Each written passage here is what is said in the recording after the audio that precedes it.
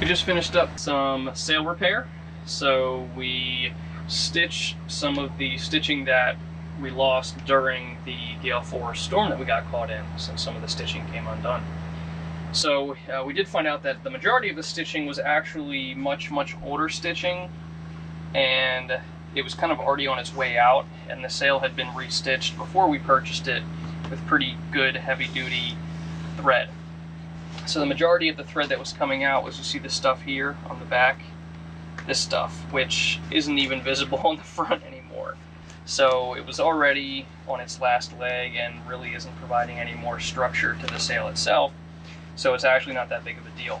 We did notice there was one strip which kind of goes down the center of the sunshade portion, or the UV protectant portion of the jib, and you can see this is what we've sewed in. So we did use the crisscross pattern, not the best stitching, but unfortunately with this thread that we purchased, it's just some inexpensive, I think it's V92 UV resistant thread. It's not as durable enough to punch through a lot of fabrics at once. It actually de-threads, so like part of the actual thread will break and then it bunches up. So it's not a fault of the sewing machine. We still haven't really put this to its maximum test yet, since it was able to actually punch through a decent amount of, I was able to do this edge here, but the problem was that the thread kept separating and then getting all messed up. So unfortunately we had to hop over a couple spots, and you can see here's an example of one where this has an additional kind of seam built in, and there were too many layers to get through without the thread kind of breaking. So overall, I think we're looking pretty good. We're gonna take one more look at it tomorrow once we get it out in the sun and get a full look at it rather than being bunched up here in the boat. Apologies for not filming the actual sewing of the sail. It's pretty late at night, and we were just trying to get through it as fast as possible so that we can get to sleep at a reasonable time. So we got a new fuel filter here. Still has the Japanese on it, from Yanmar. And then we have, this is the old fuel filter here on our engine. It was last changed at 503 hours, according to the Sharpie on it. Our engine's a little bit over, I want to say about 600, a little bit over 600 hours. So it's a little bit early, but I don't know how long the previous owner had it on here. And I figure might as well just go ahead and get it changed out since it's kind of the beginning of the season. Well, it was a two-person job to get the fuel filter off and ensure that we did not spill any of the diesel. So unfortunately we couldn't film it, but we do have the new fuel filter on. And you can see I went ahead, I'm not sure exactly how many hours the engine has, I know it's 600 and something, so I left that open for the time being. And then I also put today's date, which is June 3rd. So this is useful just because you're supposed to change it every 300 hours of engine runtime, or after a certain just calendar time if the engine is not being used. So should be good on that. The oil filter as well. Not super worried about the oil filter right now because I just changed the fuel out beginning of the season, probably about a month ago, and the fuel that I cleaned out was relatively clean. So I don't envision there's going to be a lot in the oil filter. It is something that I could potentially do maybe on the next oil change, but it's not super high on my priority list right now.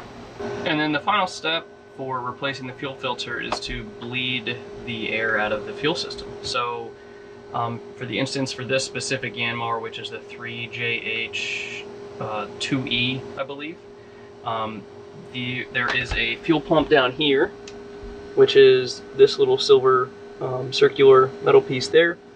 What we have is we have the fuel line, which brings the fuel in, and then it gets pumped up into the fuel filter.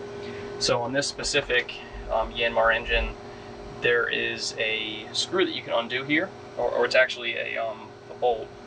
And what you do is you then manually operate the manual lever on the pump here, which for me it is right here. So I just basically just press that down, and you can see up here I got it to where the fuel is just starting to come out. So you'll see some bubbles come out there. So I'm going to go a little bit more until I have some actual fuel coming out, and I'll be sure to capture all the fuel and dispose of it properly. but that's basically how you bleed the air out of the system after you replace a fuel filter, since a fuel filter generally is going to have a bunch of air inside. Some engines you also have to turn the key kind of halfway if it's an electric fuel pump, or as well you might have to give it, while the engine's off, a little bit of throttle just so the fuel can then come through the system. But apparently for this model, you just go ahead and pump it. And there you have it. You can see the fuel all the way up there at the top, and the boat is rocking a little bit because it's a little bit stormy out, so you can see it kind of coming out of the fuel filter a little bit. So I'm gonna go ahead and pop that nut back in there and seal it up. And let me just show once more that little fuel pump with the lever on it with the light. This time you can actually see it. So there's the fuel pump, the circular piece right there in the center, and then off to the left, right over there, with the little spring, that's your lever to pump it up. Okay, well, my mom's here for the weekend. Today is June 4th. It's a Friday. I took a half day today, and she just got in around noon. Right now it's about 2 p.m. We just had a little bit of a rain shower. We scrubbed the boat on the exterior deck just before that. Got it nice and clean for the weekend. It's been a while. And now that the rain has passed, it's actually really, really calm outside. So we want to get the jib up now that we've done the proper repairs to it. So what we're going to do is we're going to feed it through this hatch here, get it up onto the deck, and then reconnect it to the furler, which you can see up there. That's the part where the sail attaches to and then gets pulled up the, I guess that's the forestay, I believe. How's it look? Yeah, but not like a hot line.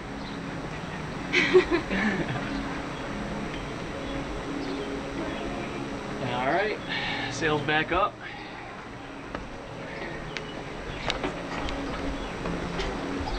Got it nice and taut. I lifted up the track a little bit.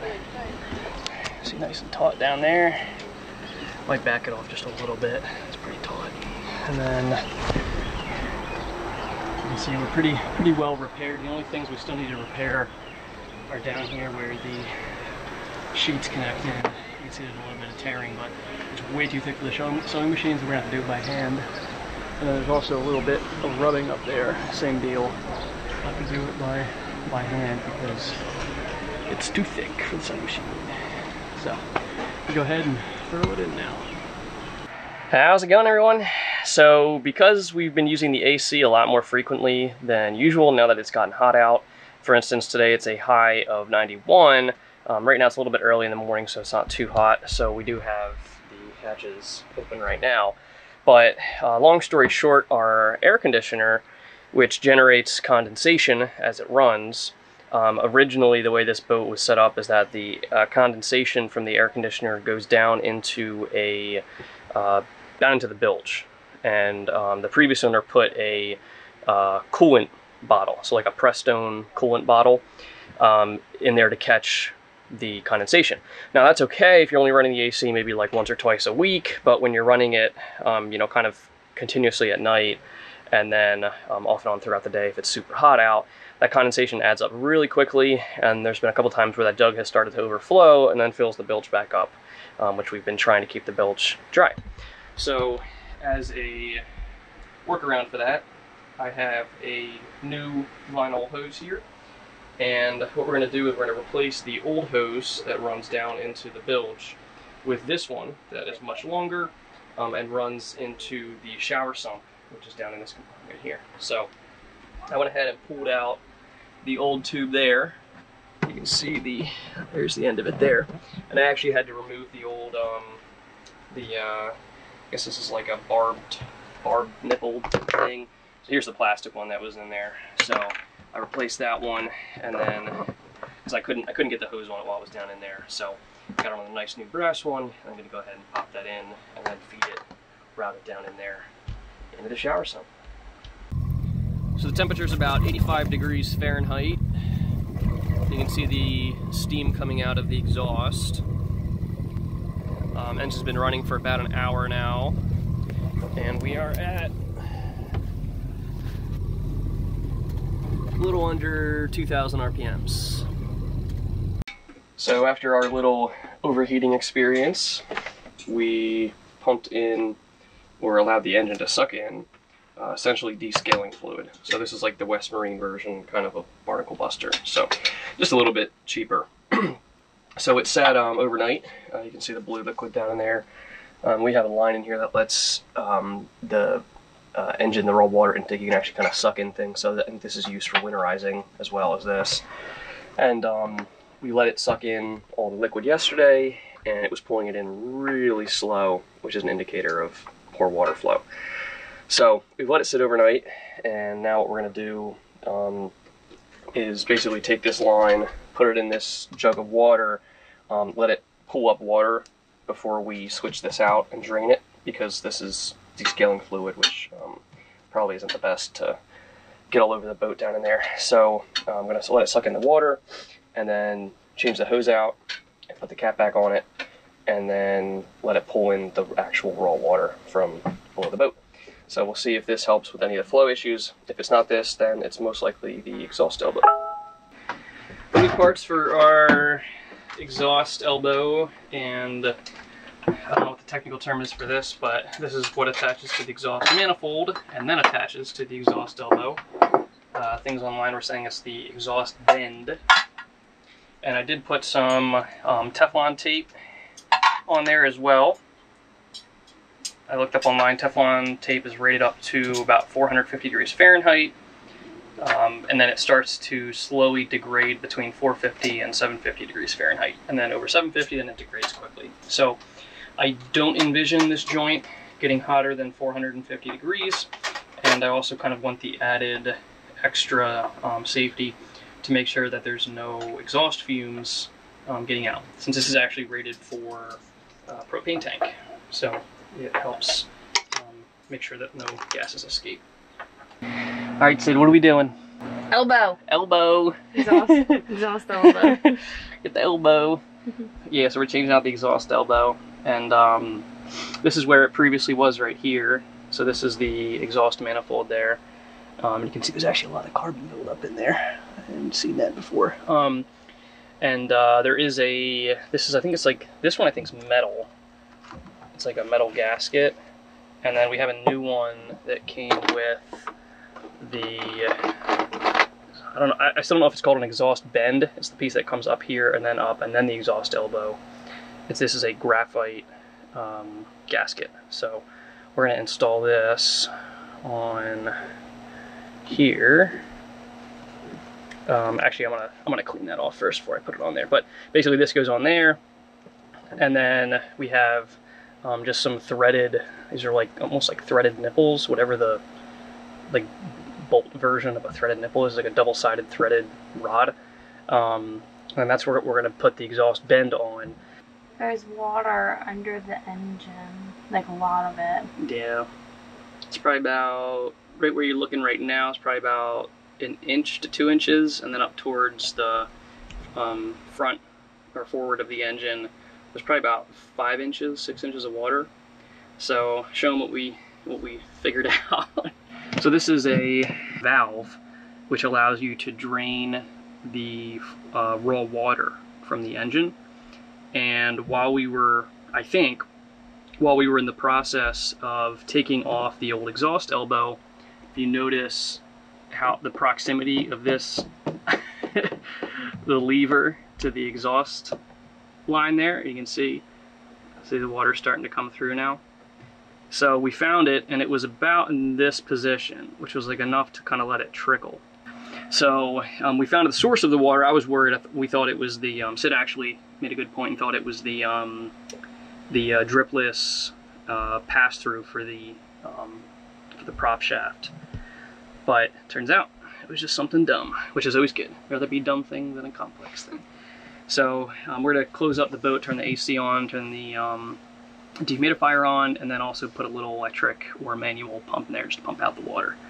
And there's also, because there is a little bit under here, under this floor panel, which is where the dripless pass-through for the shaft. So never a dull moment, right? When you do it. Good job, Captain. Thanks. And just like that, we are back in business. So you can see the new exhaust bend, whatever that part's called, that connects to the manifold. The new exhaust elbow. This is the bronze piece there. I'm holding the light so I can't point towards it. The bronze piece is where the water comes into the exhaust elbow. So that's the water inlet. And you can see down there the exhaust hose that runs down.